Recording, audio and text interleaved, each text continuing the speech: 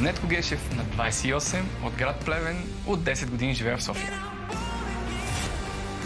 Получих много приятна изненада от двама от най-близките ми приятели. Павел Колев и Ицака. Следващия. Здравейте. Здравейте. Тук. Добре? Под микрофончето, ако можеш. Така или? Те ме излъгаха, че трябва да отидем и да снимаме един рил. Моля те да прочетете това. Добре, благодаря. Но не беше това, което аз очаквах. Скъпи Нетко, поздравления! За нас е огромно удоволствие да ти съобщим, че си одобрен за участие в Гласа на България 2024. Успех, екипа на Гласа на България. Аз си мислех, че няма ми се обадят.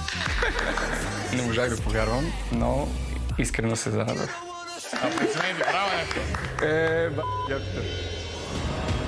Това, което ми дава музиката и пеенето като емоция, съм си дал сметка, че нищо друго не може да ми го даде. Нито мога да го изработя, нито мога да си го купя.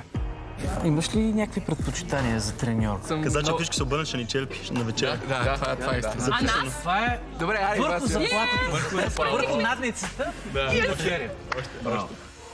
Тук съм, защото много обичам да пея. Искам да поработя с треньорите и с вокалните педагози. Искам да пея на голяма сцена и да се представя добре. Ако трябва да съм честен, притеснен съм в момента. Но ще се опитам да се събера и да дам всичко от себе си. Айде. Гласът на България. Събота и неделя в 20 часа.